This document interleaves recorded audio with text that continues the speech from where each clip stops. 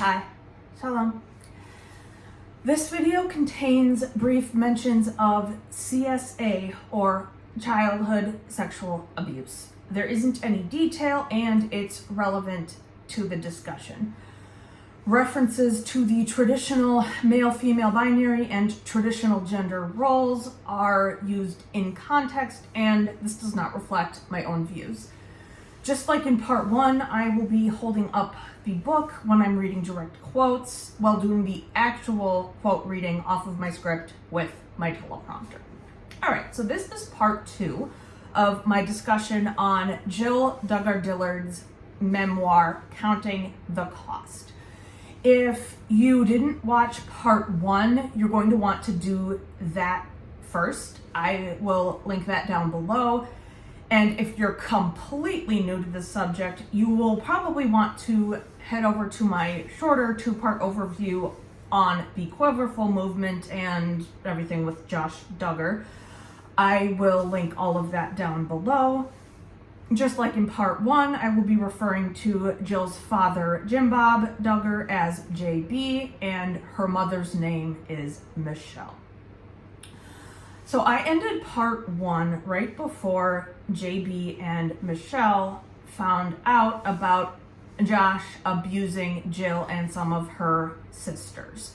Now, before I get into that, I want to explain how the concept of modesty and sexual temptation, how all that's viewed in these groups. If you think of modesty by any mainstream standards, you might think of not wearing revealing clothing or how Muslim women wear the hijab.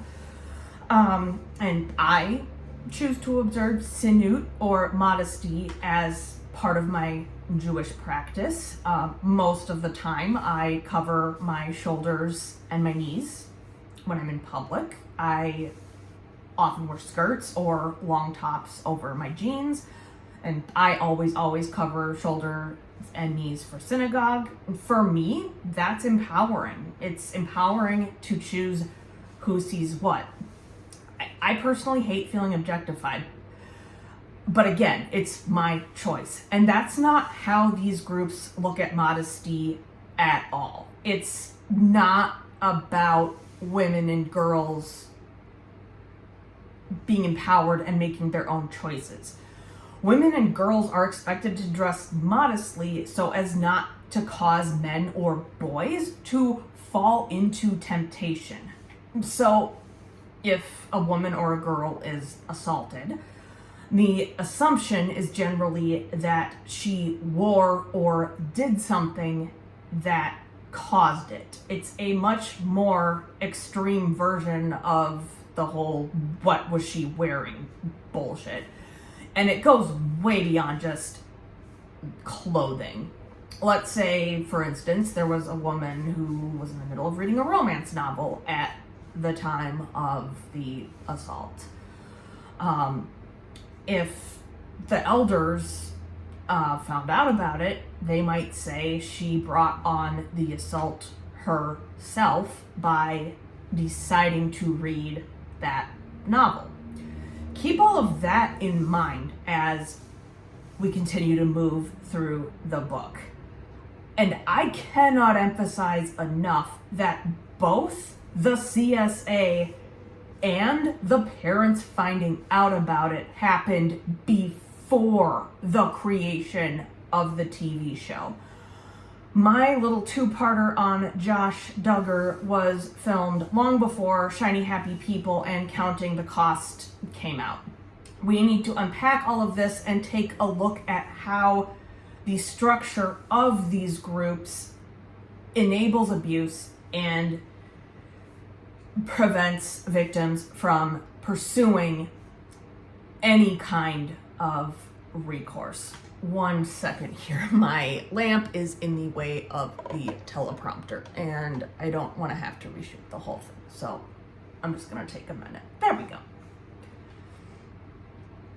Okay, so Josh confessed to the abuse. He told his parents about the abuse in 2002. He was courting at the time, and his girlfriend wrote him a letter expressing her anger about the whole thing, and she tucked this letter into a book. So in 2006, someone from their church borrowed this book, and then all hell broke loose. I'm going to share a longer quote from the book here because I'm going to butcher this if I try to put it into my own words. Quote, in 2006, the book was loaned to a friend at church, and the letter resurfaced. It was read by someone who knew us, someone who attended the same church as us. Instead of talking with mom or pops, she got more information from church leadership, phoned a hotline, and informed DHS, Department of Human Services, about what she thought was a potentially abusive situation. Everything changed when we were in Chicago to record with Oprah and then attended our first IBLP headquarters Christmas party. Pops received a call notifying him of the investigation.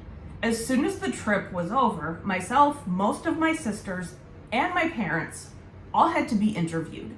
We attended a closed court session. People, strangers, would come to our house at random times to make sure there were locks on the doors and that everyone was sleeping where they were supposed to be sleeping. It was terrifying. I was frightened that I was going to say the wrong thing and someone was going to take us away from mom and pops. One wrong word, one bad answer, and I'll be the one who tears our family apart. I was bound up tight in my own fear, but not so tight that I didn't notice that Pops was feeling it too. He was angry. I had heard that the person who found the letter and phoned the hotline had also talked to a few other people in our church. While the details remained private, the story of my brother having problems spread throughout our small home church. Some of the families treated us kindly and with compassion, but I believed that others were jealous of our success with the television show and treated us with suspicion. They threw us to the wolves, Pop said when the investigation concluded. They did not stick up for us at all. They're the ones who made this happen. They're the ones who allowed DHS to investigate our family, even though we had already taken care of it. End quote.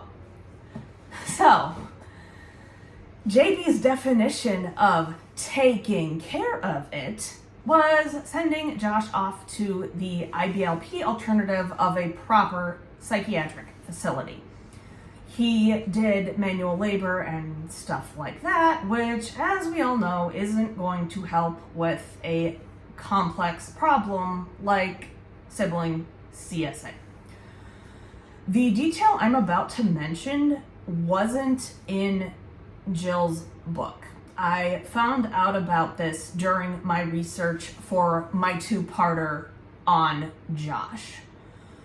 So Josh had talked to a family friend who was a sheriff, and he basically gave Josh a proverbial bull slap on the wrist. Now, cops are mandatory reporters.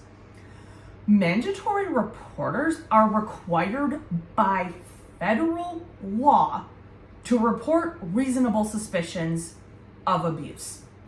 The woman who found this book did exactly the right thing.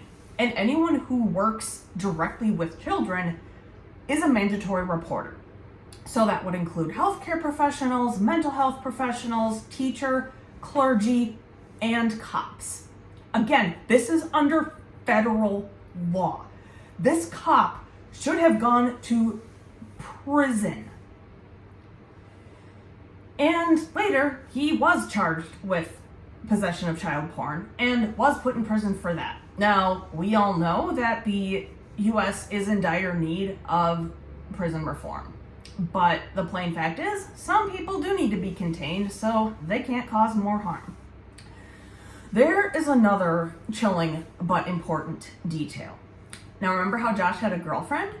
Well, her father understandably lost his shit and asked JB when he was planning to disclose all of this to him and the rest of the girl's family. JB's answer was after she and Josh got married. Again, all of this was before the TV show. All right, we are going to end part 2 here, and part 3 will begin with the creation of the TV show. All right, thanks so much for watching. Bye, guys.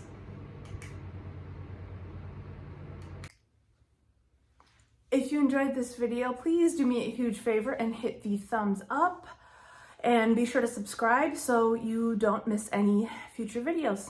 All right, thanks for watching, and I'll be back soon. Like you Bye.